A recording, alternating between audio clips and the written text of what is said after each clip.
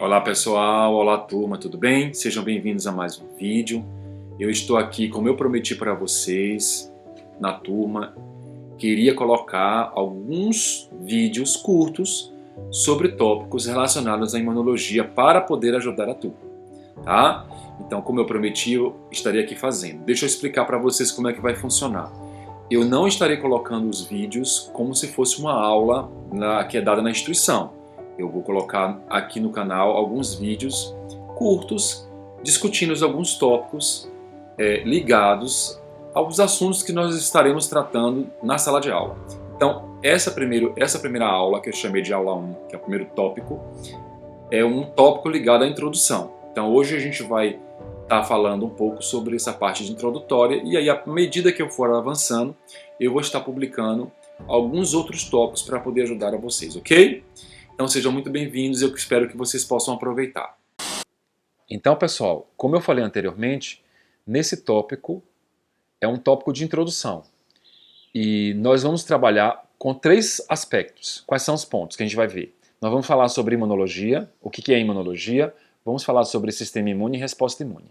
É preciso a gente entender esses 3 pontos para a gente poder entender os outros tópicos, ok?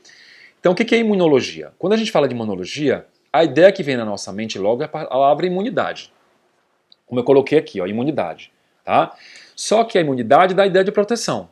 Essa ideia, ela não é uma ideia nova, apesar da imunologia ser uma ciência nova. Quando a gente olha na literatura, a gente vê que a imunologia ela teve as suas maiores descobertas e seus maiores desdobramentos a partir da década de 60, com o desenvolvimento da tecnologia do DNA recombinante e testes de imunoensaio. Mas a ideia de imunidade não é uma ideia nova, é uma ideia antiga. E ela já tinha sido empregada, por exemplo, em alguns estudos que foram feitos por cientistas mais antigos, por exemplo, registrado, que se tem registro do século V a.C. em Atenas, e também lá no Império Romano, quando os senadores romanos eles queriam cunhar proteção contra processos legais. Então, não é uma palavra nova, é uma palavra antiga. Agora, olha que coisa interessante. Quando a gente analisa o conceito de imunologia, a gente vê o seguinte conceito. É uma ciência que ela se preocupa em estudar o sistema imune em condições fisiológicas normais e em condições patológicas, em condições normais e em condições de doença. Então, turma, como foi falado anteriormente, a imunologia é uma ciência que estuda o sistema imune. E o que é o sistema imune? Quais são suas habilidades? O que ele faz? Então, o sistema imune ele é composto por células e moléculas. E para que o sistema imune ele possa se tornar um sistema eficiente, ele precisa ter algumas habilidades. Quais são essas habilidades que ele tem que ter? Olha aqui em cima, eu coloquei aqui em cima. Olha. Ele precisa ter a capacidade de reconhecer o agente invasor, ele precisa ter a capacidade de metabolizar, de neutralizar e eliminar. Reparem que para ser um sistema eficiente, o sistema tem que possuir essas 4 habilidades.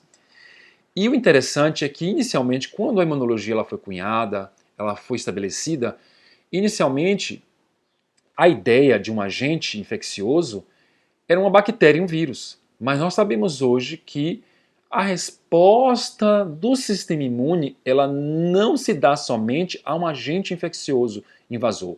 Ela se dá também a substâncias estranhas. Isso é algo que nós vamos discutir em tópicos mais para frente. Então, turma, a manifestação do sistema imune, nós chamamos essa manifestação de resposta imune.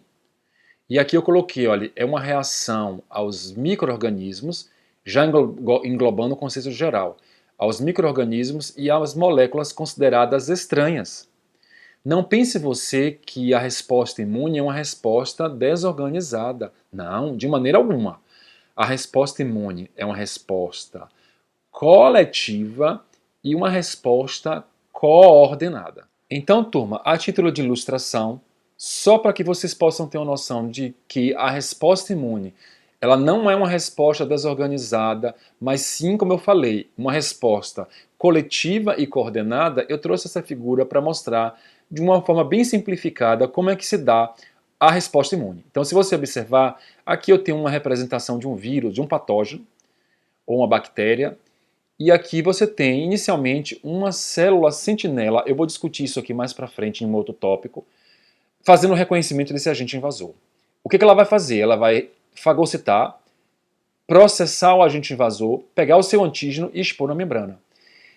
Esse antígeno agora vai ser apresentado ao linfócito T. O linfócito T, também conhecido como linfócito T, este aqui, né? CD4, ou também chamado linfócito T auxiliar, ele vai reconhecer o antígeno e ele vai agora ao encontro do linfócito B. Ambas as células, tanto o linfócito T, CD4, o linfócito T auxiliar, quanto o linfócito B, ambas sofrem o estímulo. E o linfócito B agora começa a se modificar em uma célula chamada de plasmócito, e este plasmócito começa a produzir os anticorpos.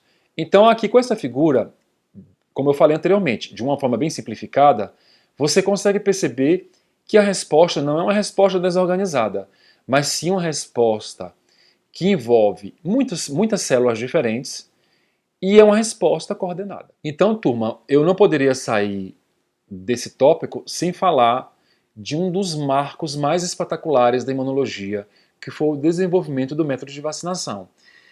Esse método foi desenvolvido por um cientista, um médico inglês chamado de Edward Jenner, que viveu no século XIX, e ele publicou um trabalho em 1798 que foi conhecido como Tratado de Jenner. O que foi que Jenner fez?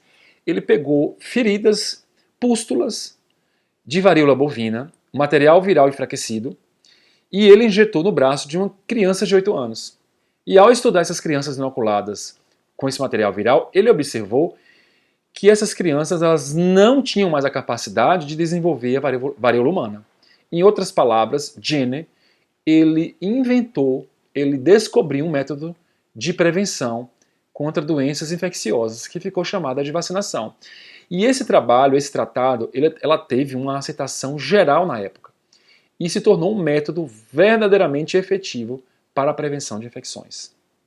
Aqui embaixo eu tenho uma tabela que eu tirei do livro do Abbas, publicada pela Organização Mundial da Saúde, que mostra diversas doenças, a quantidade de casos quando a doença estava no auge e após a vacinação, a redução desses casos. Aqui ele chama a atenção, por exemplo, de difteria, tá vendo? Olha, que reduziu completamente. A paralisia infantil também, a gente não vê mais falar mais de paralisia infantil.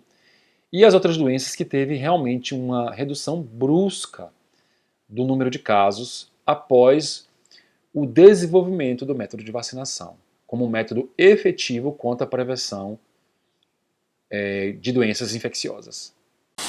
Então, pessoal, só resumindo o que a gente viu hoje.